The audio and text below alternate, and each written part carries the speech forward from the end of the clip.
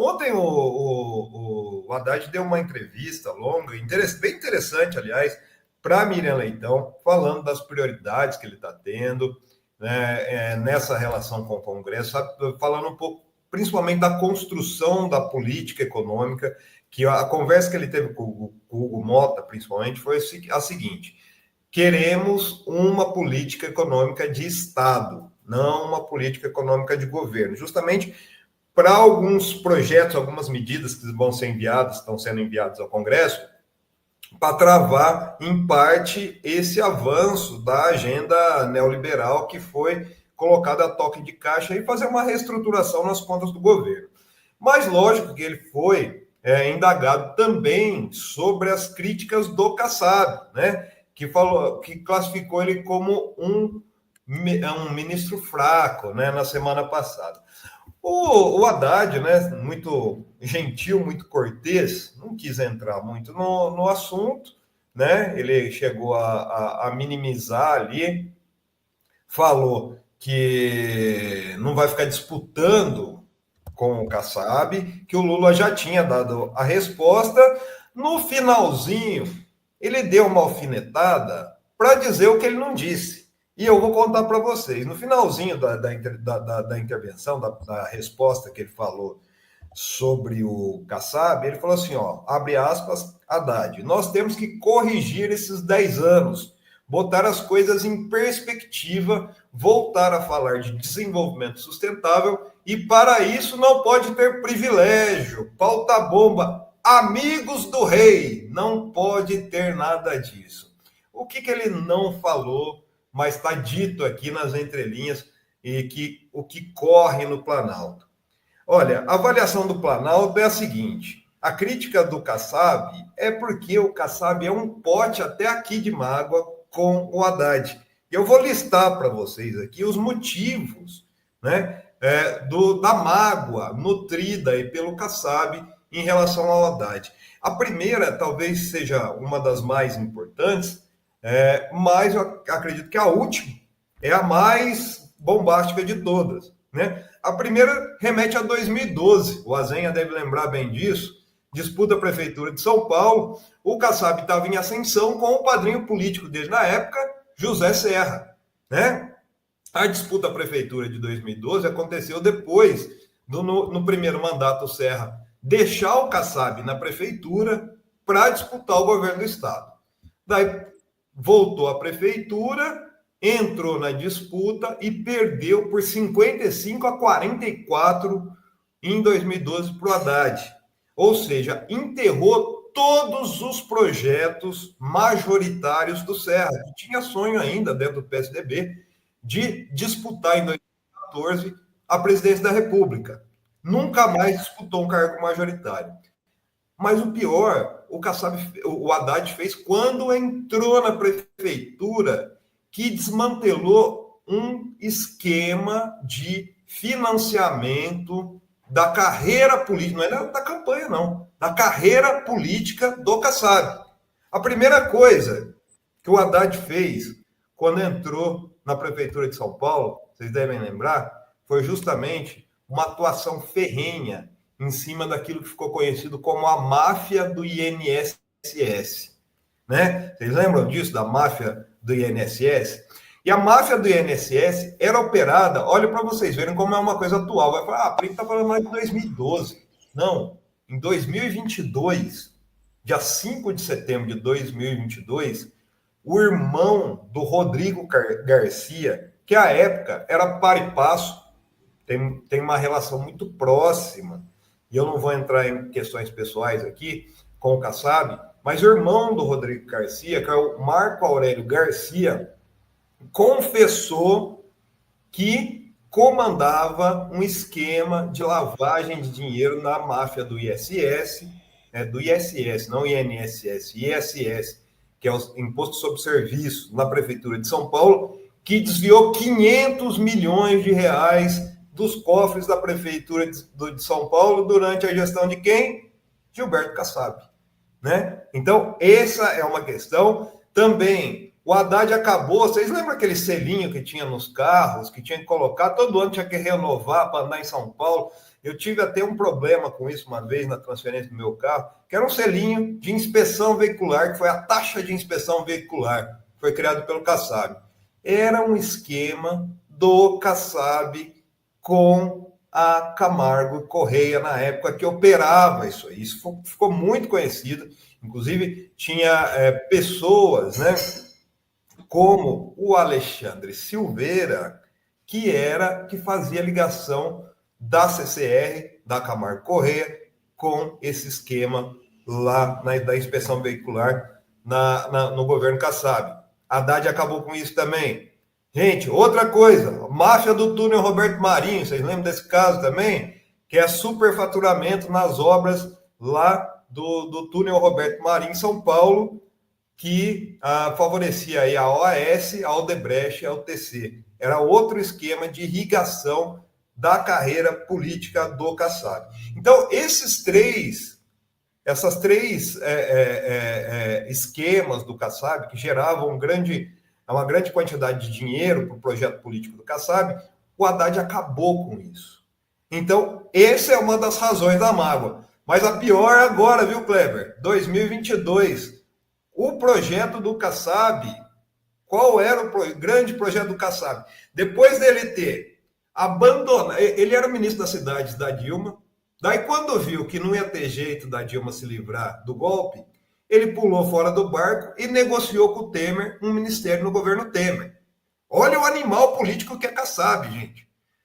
Daí, o que aconteceu? Ele ficou no governo Temer, né, com todo o aparato golpista do governo Temer, né, e depois ele estava negociando nos bastidores sair como vice do Lula em 2022. Nisso, o Haddad falou, não, você não.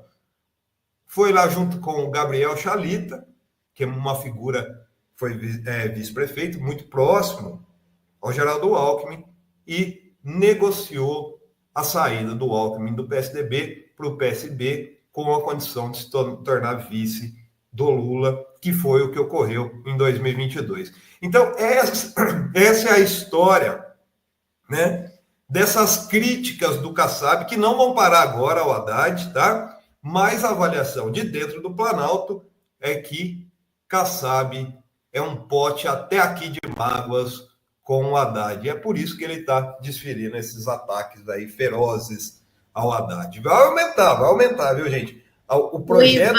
O Ivan tinha falado isso aqui semana passada. Então, Plínio, eu até mandei aqui, a gente está em sintonia, porque eu falei semana passada, porque quem é de São Paulo, da capital paulista, sabe, é pública e notória a rixa entre Haddad e Kassab. O Haddad fez a campanha dele, quando ele se elegeu em 2012, centrada em destruir a gestão Kassab. Destruir a gestão Kassab. Foi isso que fez o Haddad ser eleito. Tanto é que ele ficou no primeiro turno em segundo lugar em 2012. O primeiro lugar foi José Serra, ele estava em segundo lugar, né? E aí ele vira para cima do José Serra no segundo turno e ele faz uma gestão tentando trazer a prefeitura dele como uma prefeitura que estava reconstruindo uma cidade aos pedaços, que foi a prefeitura do Kassab. E aí vem essa questão da máfia do ISS, né, que ele desbaratou, que foi assim, um negócio que ninguém mexia, né? Ninguém mexia naquele vespeiro, e o Haddad conseguiu mexer e colocou, atribuiu ao Kassab, né, o crescimento dessa máfia. Então, tinha uma rixa assim, tinha a questão do Gabriel Chalita, que você colocou aqui também. Só pontuando, o Chalita, ele não foi vice, né, Plínio? Ele foi candidato a vice do Haddad na tentativa de reeleição. A vice do Haddad foi a Nádia Campeão, do PCdoB. Exato, a Nádia. Mas é isso, né, gente? Então, assim, não esperem nada do Kassab, porque o projeto político dele para 2026 é justamente ser vice agora do Tarcísio Gomes de Freitas. Aliás, assim, você pode ver que depois que o Kassab sofreu todo esse processo, né, de desmonte do esquema de irrigação de poder político dele, ele perdeu também votos, como disse o pessoal aqui no chat, né? É uma pessoa que tem poder político sem ter votos. E por que ele tem poder político? Porque ele faz as negociatas aí nos bastidores e sem escrúpulos, viu, gente? O Kassab é uma pessoa... Tanto que o Lula riu quando ouviu as críticas, porque o Lula sabe bem quem já foi passar o chapéu lá no Planalto algumas vezes, tomou um não, agora está com o Tarcísio. Inclusive, viu, Kleber? O Kleber estava trazendo informações sobre essas reuniões do Haddad com o Congresso. Uma das coisas que o Haddad tratou também, ou melhor, que o Alcolumbre, né, foi lá e falou com o Haddad na reunião, foi justamente a possibilidade, né, de uma troca no Ministério de Minas e Energia. A grande questão dentro do governo, existem críticas dentro do Planalto, é assim, ó, por que o Alexandre Silveira ainda está no Ministério de Minas e Energia? Esse é um dos grandes pontos de tensão, a gente trouxe isso também na semana, quando a gente conversou sobre essas tensões aí com o Kassab e o PSD, né? Deixa eu só trazer... É um dos brigões do governo, né, ali. Já brigou com o meio mundo, já arranjou todo tipo de sabor e segue firme e forte. Eu estou esmiuçando tudo isso num texto lá e eu vou subir daqui a pouco lá na revistaforum.com.br, viu, gente? Tá, manda pra gente. E não é verdade, o pessoal do chat. O Kassab tem voto, sim. O PSD elegeu 885 prefeitos. Então, assim, não é, ele não tem voto ele. Prefeito. Não tem voto ele, pessoalmente. 885 prefeitos foram eleitos pelo partido do Kassab contra 252 do PT. Só lembrando esse pequeno detalhe. Ele fala incomoda, ele tem muito poder hoje, tem mais de 800 municípios na mão dele.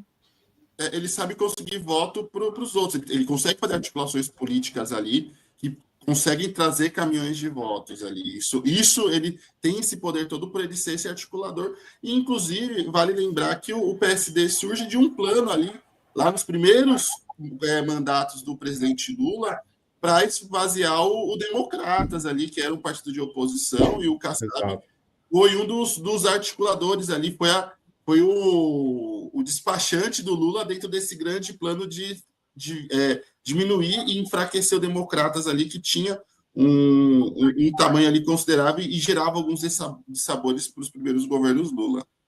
E que era do Rodrigo Garcia, né? Inclusive, para ver o escrúpulo do Kassab, né? O Rodrigo Garcia era uma pessoa muito próxima, ele muito próximo mesmo. E ele não teve nem aí, atropelou, da mesma forma que ele fez com a Dilma, né? Ele estava dentro do ministério, negociando um ministério após golpe com Michel Temer. Então, a gente vê quem é... Naquela época, a saída da Dilma, né? Sejamos francos, o PSD hoje só existe, em certo aspecto, por causa do Lula e desse interesse de derreter o Democratas. E, Pelino, você falou da traição do Kassab com relação ao Rodrigo Garcia. Eles faziam dobradinha para se eleger. Quem não se lembra daquele jingle? Quem sabe, vota comigo. Federal é Kassab, estadual é Rodrigo. Isso aí, cara. Entrou para os anais dos jingles de política brasileira. Eles são casados ali, deu no que deu, né? Pois é, tem muitas histórias de bastidores dessa relação aí, mas olha, isso aí não entra na esfera política, viu? Não vou fazer essa fofoca não, viu, Azenha?